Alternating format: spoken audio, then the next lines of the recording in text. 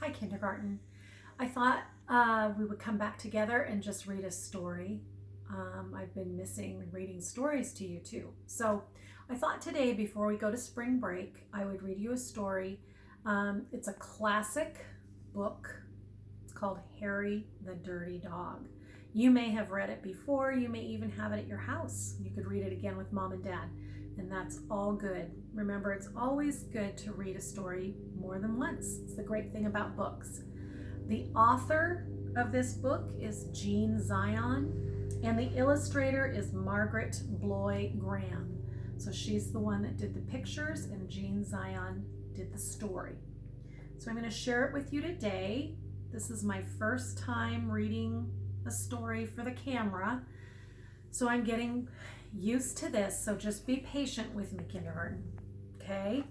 I wanted to show you too that this is Victor's book. This is his birthday book. I can't remember who has Victor as his or her buddy, but this is his birthday book from 2013-14. So thank you, Victor. Okay, let's read this together. I love this book. I used to read this book when I was a little girl, and I've always enjoyed it. Okay, here we go. Harry was a white dog with black spots who liked everything except getting a bath.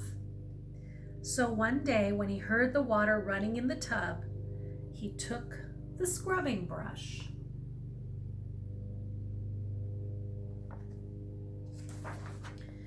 and buried it in the backyard. Then he ran away from home. Why do you think he ran away from home? I think he didn't want to take any more baths. He played where they were fixing the street and got very dirty. Harry was a dirty dog. I hope you can see that, kindergarten. He played at the railroad and he got even dirtier.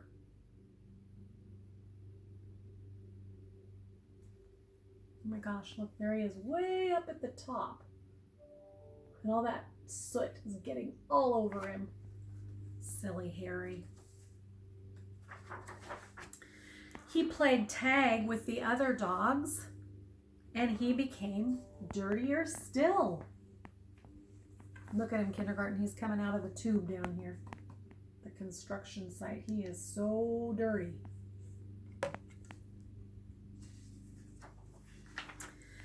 He slid down a coal chute, and he got the dirtiest of all. In fact, he changed from a white dog with black spots to a black dog with white spots. Where is he? Oh, yeah, there he is. It's coming down the coal chute. Boy, he's dirty. Although there were many other things to do, Harry began to wonder if his family thought about him and that he had really run away. He felt tired and hungry too, so without stopping on the way, he ran back home. I think he's looking in that restaurant. What do you think he's thinking as he's looking in that restaurant window? He's thinking, I'm hungry.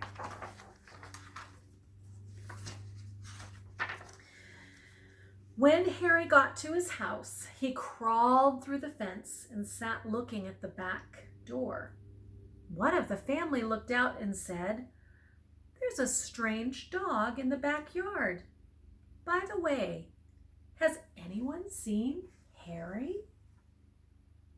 So do you think they recognize him? I don't think so either, because he's the wrong color. When Harry heard this, he tried very hard to show them he was Harry. He started to do all his old clever tricks. He flip-flop and he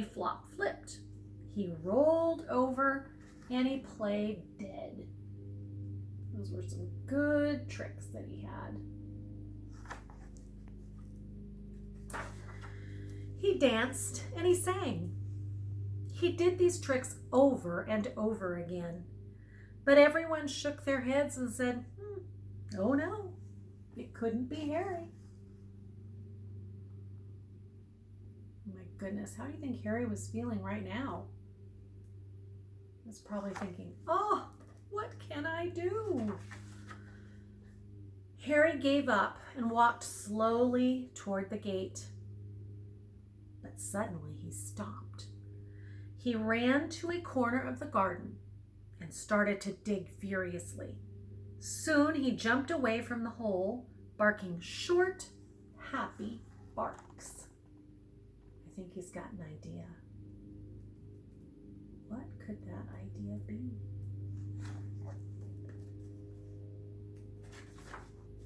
Well, you know what I noticed too, kindergarten? I see lots of daffodils blooming. Are daffodils blooming at your house right now? They're blooming at my house.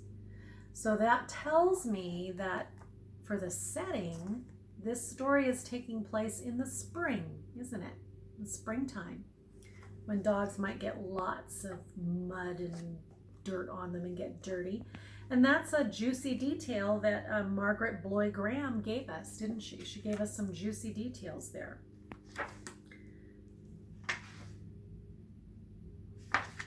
He'd found the scrubbing brush. Carrying it in his mouth, he ran into the house. Up the stairs he dashed, with the family following close behind. Where do you think he's headed? I think you're right. I think he's headed right for the bathtub. He jumped into the bathtub and sat up begging, with the scrubbing brush in his mouth, a trick he certainly had never done before. "This little doggy wants a bath," cried the little girl, and her father said, "Why don't you and your brother give him one?" Oh, so they still don't recognize him, do they?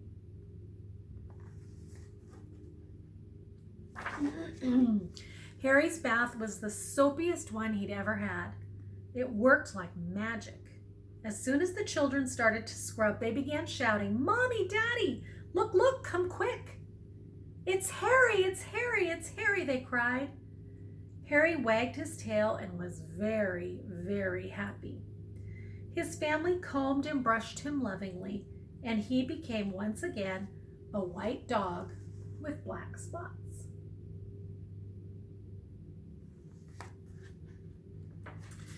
It was wonderful to be home.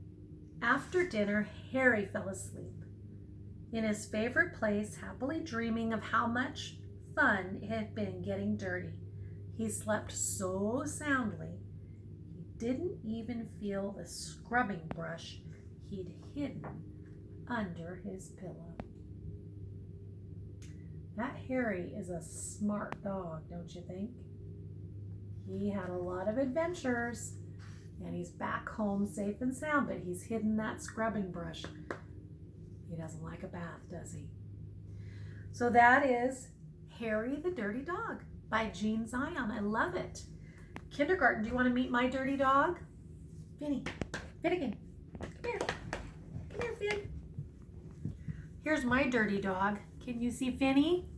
He was just listening. Oh, he's going to do a little bend there in a stretch. He's a dirty dog too, but a good one. And he just listened to that story with us. Yes. Yes, didn't you, Finn? Can you sit, Finn? Sit. Sit. Good boy. Good boy, Finny. He says hello. So kindergarten, we are, like I said earlier, we're heading into spring break, and I hope you all have the best spring break. I hope you have lots of fun with your mommies and daddies and families, and I plan to have restful time with my family too.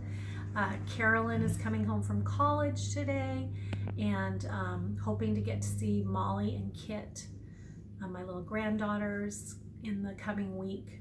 So we're going to just take some time and enjoy. So I won't be seeing you again until the following week, the end of March, March 30th, but I'll check in that Monday with you. You've been working really hard with your mom and dad on your work at home. Like I said yesterday, your moms and dads have been telling me you've just done a great job. So you've probably written some small moments on your small moment writing paper. You've probably done at least 3 small moments. If you haven't, that's something you'll be finishing up in the next day or 2. You probably did some St. Patrick work, and you have that hopefully up in your house, maybe a shamrock or a picture of St. Patrick, and you can keep those at your house. Those do not have to come back to school. You've probably done some Denielian writing, which I'll get back from you. You've probably done, oh, do you hear the lawnmower going? Yep. Started in my front yard, so I'll finish up here. Probably went on a D hunt, found some D words around your house. I'll be looking forward to seeing that. You probably figured out where all the high frequency words were that we were working on this week. You've colored this leprechaun sheet, and that's going to come back to school. Ooh, this one was working on some 10 frames, our teen numbers, and that's probably finished and ready to come back to school. I hope you had a dice around your house and could finish this page on our high frequency words. That's going to be coming back to school. You've worked on a Promise magazine. You've done some math pages, and I know you've been doing lots of reading work. You had Dia's for Dad and a book about exercise and a couple other options that my other reading groups had. So Mom and Dad are going to put all that work back in your envelope, and then that's going to come back to school, back to me. And I will be looking at that work, and then next week I will be sending you a new packet of work to do.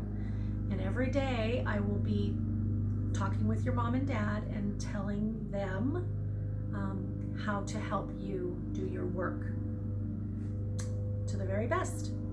So kindergarten, I will talk to you soon. Keep up your good work, keep up your Lenten deeds, put them in your envelopes, and we'll be talking to each other soon. Bye.